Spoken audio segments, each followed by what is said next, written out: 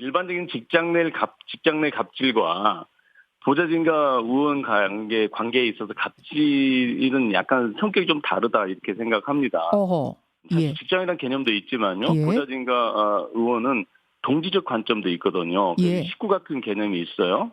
그래서 그 과정에서 서로 관계가 원만하지 못한 경우 이게 갑질로 바뀔 수 있을 텐데요. 직장은 그렇지 않지 않습니까? 공사가 이렇게 구분이 돼 있지만 이 의정활동이란 게 공사, 의원의 개인의 일이냐 아니면 이게 공적인 일이냐 이걸 나누는 게 굉장히 애매하거든요. 강선우 후보는 보좌진 갑질이란 이런 의혹이 있기는 하지만 또 그렇지 않다는 보좌진의 증언도 또 있었고 본인에 대해서 충분히 사과도 했고. 이재명 대통령은 오늘 국회에 국방부, 보훈부, 통일부, 여가부에 대한 인사청문 보고서 송부를 재요청했습니다.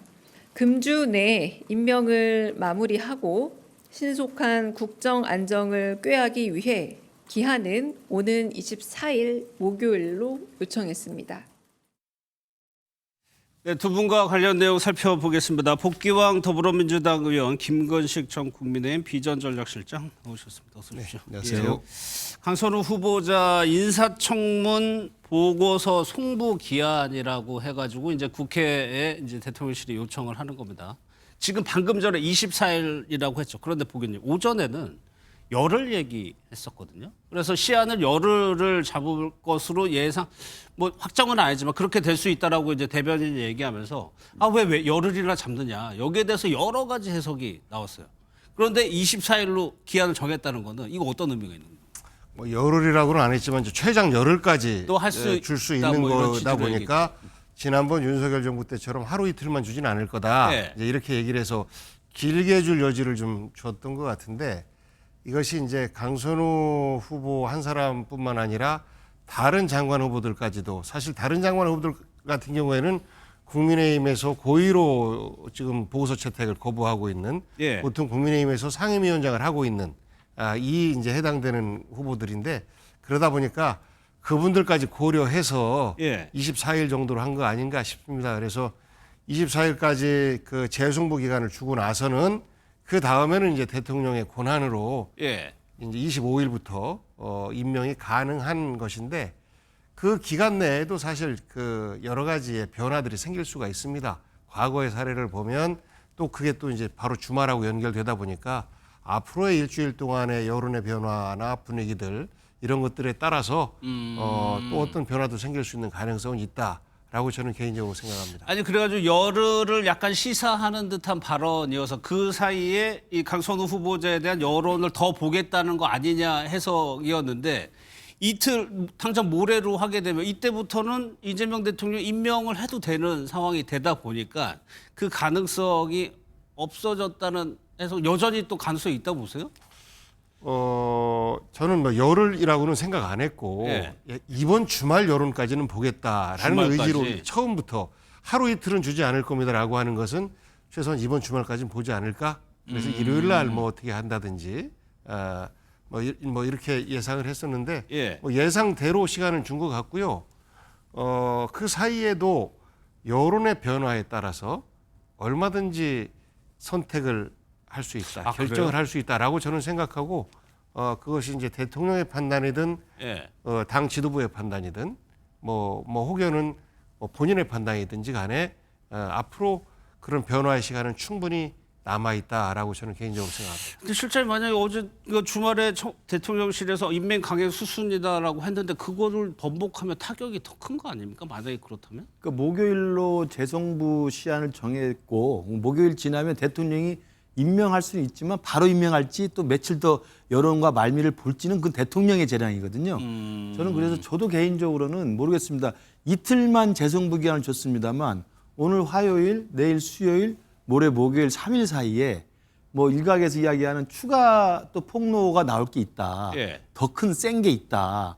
또 언론에 지금 계속 또 추적 기사를 쓰고 있기 때문에 이와 관련된 새로운 이 갑질 논란 의혹이라든지 새로운 의혹이 제기될 경우에는 사실은 여론이 또 급격하게 악화될 수가 있거든요. 저는 그래서 재송부 기한 중에도 일부 언론의 추가 취재 보도 그리고 또 재정부 기간이 끝난 24일이 끝난다 하더라도 예. 25, 26, 27 주말까지는 대통령이 고심을 더 할 수도 있기 때문에 예. 저도 개인적으로는 이 강선우 후보자만큼은 아마도 이재명 대통령도 굉장히 좀 부담스러울 것이다라고 생각을 하고요. 왜냐하면 우리가 이게 과거에 문재인 정부 때 조국 사태의 촉발점이 바로 그거였거든요.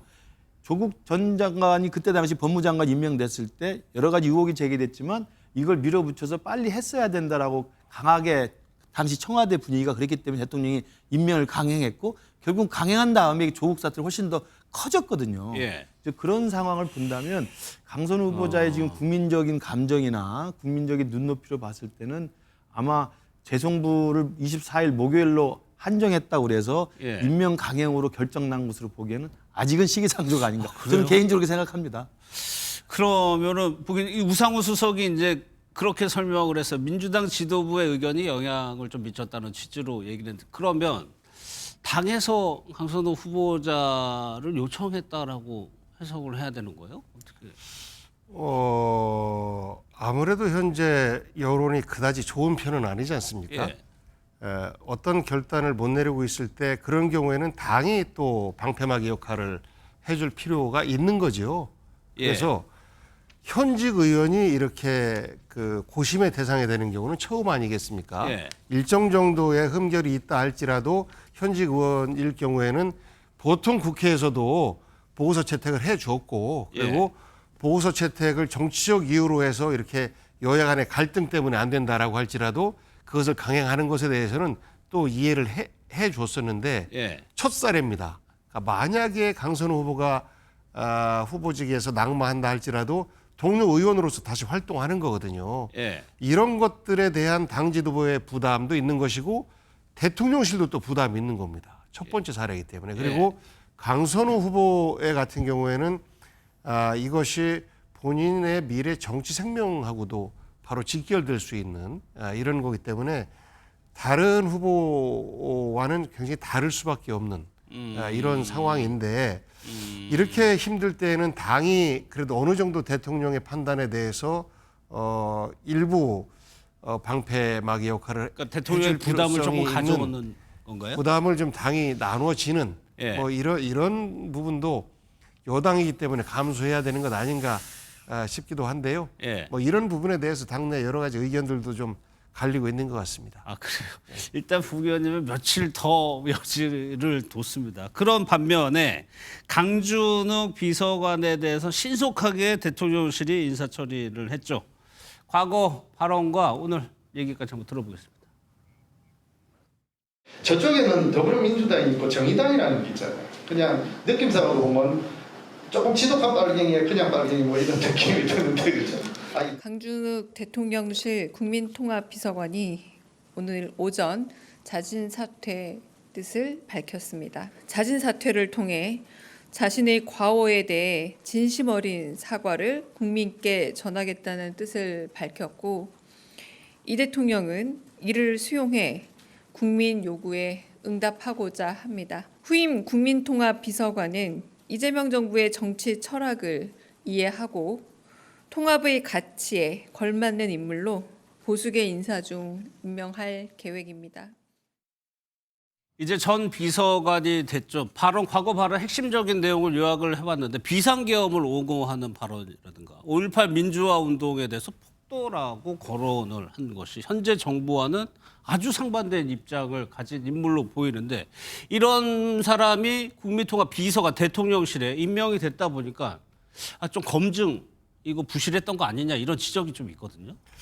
네, 설마 저 정도까지 생각을 갖고 있는 사람을 비서관으로 임명했을까?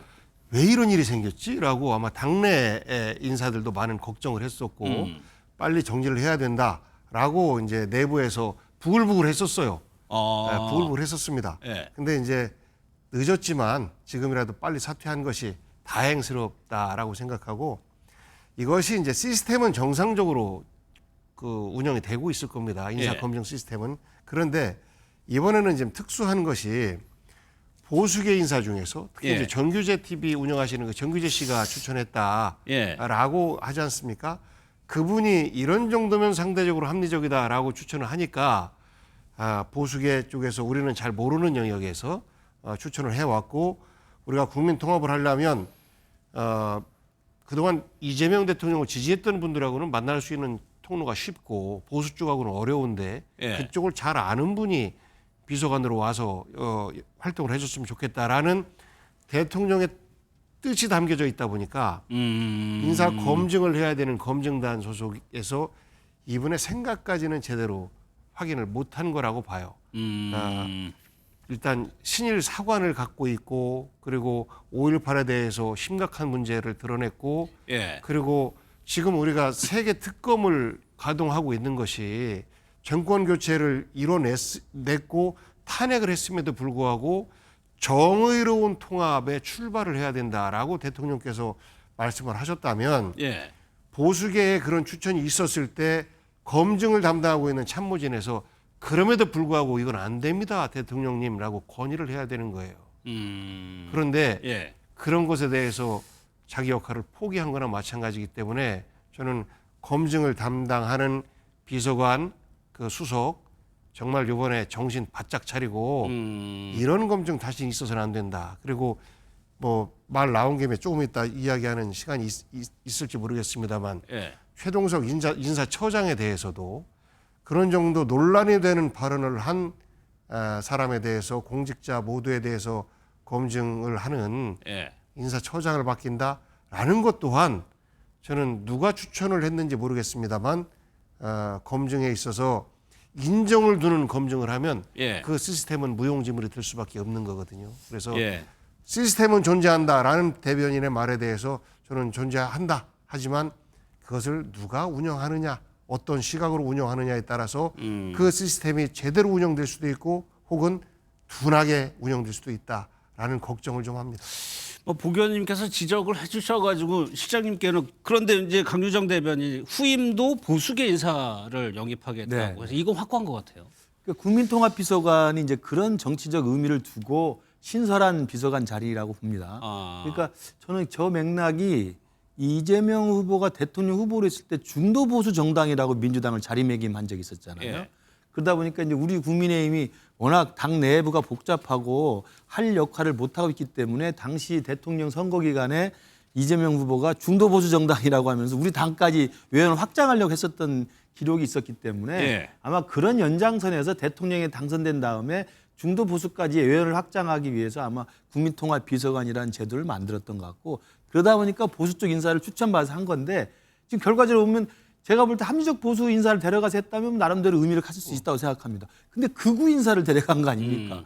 지금 강준욱 전 비서관이 했던 책의 내용이나 발언의 내용을 보면 우리 당에서도 같이 제가 함께 할 수 없는 사람이에요. 그러니까 예. 우리 당에서 치면 전환길 같은 생각을 가지고 있는 사람 아니겠습니까? 그러니까 보수 인사를 데려와서 중도 보수까지를 좀 아우르고 포용하는 협치의 어떤 정부 운영을 하겠다는 건 뭐 좋은 문제적일 수 있지만 예. 그 자리에 극우 인사를 꽂아가지고 이게 되겠어요. 저는 그런 면에서는 저는 자업자득으로 끝났다고 생각이 드는데 그렇기 때문에 아마 그런 의미의 국민통합비서관이라는 문제의식이라면 다음 후임도 아마 그런 의미에서 중도와 보수를 생각을 좀 알 수 있는 이해할 수 있는 그런 인사를 찾을 것으로 보이고요. 예. 저는 오늘 강준익 비서관이 정격적으로 자진 사퇴했던 걸 보면서 그럼 강선우는 저는 이런 또 국민적 여론이 생길 거라고 생각해요. 예. 똑같이 문제가 지금 남아 있었고 문제가 됐던 지금 인사에 대한 건데 지난 주말에는 이진숙은 낙마했고 예. 또 오늘은 강준욱까지는 낙마했는데 그럼 강선우는 끝까지 안고 간다? 도대체 뭐지? 뭐 이것에 대해 저는 국민적 여론이 계속 저는 부정적으로 작용할 거라고 생각합니다. 알겠습니다.